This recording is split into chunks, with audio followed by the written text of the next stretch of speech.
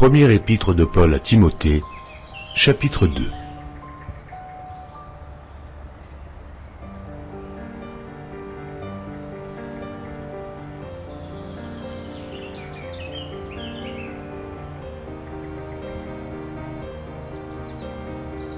Première épître de Paul à Timothée, chapitre 2.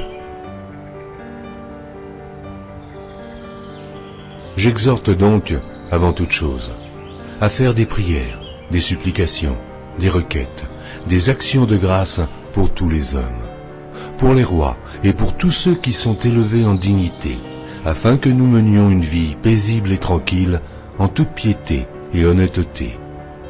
Cela est bon et agréable devant Dieu notre Sauveur, qui veut que tous les hommes soient sauvés et parviennent à la connaissance de la vérité. Il y a un seul Dieu, et aussi un seul médiateur entre Dieu et les hommes, Jésus-Christ, homme, qui s'est donné lui-même en rançon pour tous. C'est là le témoignage rendu en son propre temps, et pour lequel j'ai été établi prédicateur et apôtre. Je dis la vérité, je ne mens pas, chargé d'instruire les païens dans la foi et la vérité. Je veux donc que les hommes prient en tout lieu, en élevant des mains pures, sans colère ni mauvaise pensée.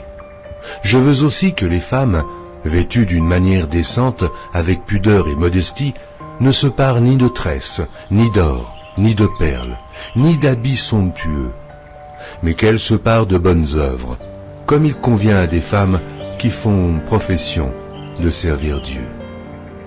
Que la femme écoute l'instruction en silence, avec une entière soumission. Je ne permets pas à la femme d'enseigner, ni de prendre de l'autorité sur l'homme, mais elle doit demeurer dans le silence. Car Adam a été formé le premier, Ève ensuite. Et ce n'est pas Adam qui a été séduit, c'est la femme qui, séduite, s'est rendue coupable de transgression. Elle sera néanmoins sauvée en devenant mère, si elle persévère avec modestie dans la foi, dans la charité et dans la sainteté.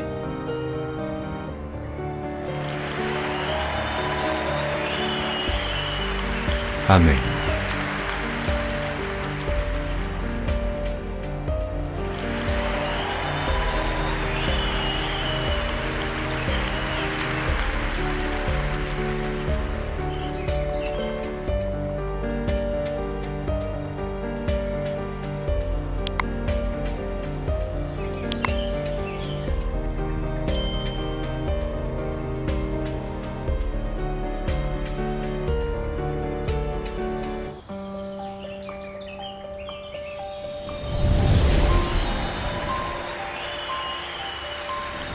Merci d'avoir regardé. Pour ne manquer aucune de nos activités, prière de vous abonner maintenant en cliquant sur le bouton du milieu et en activant la cloche de notification.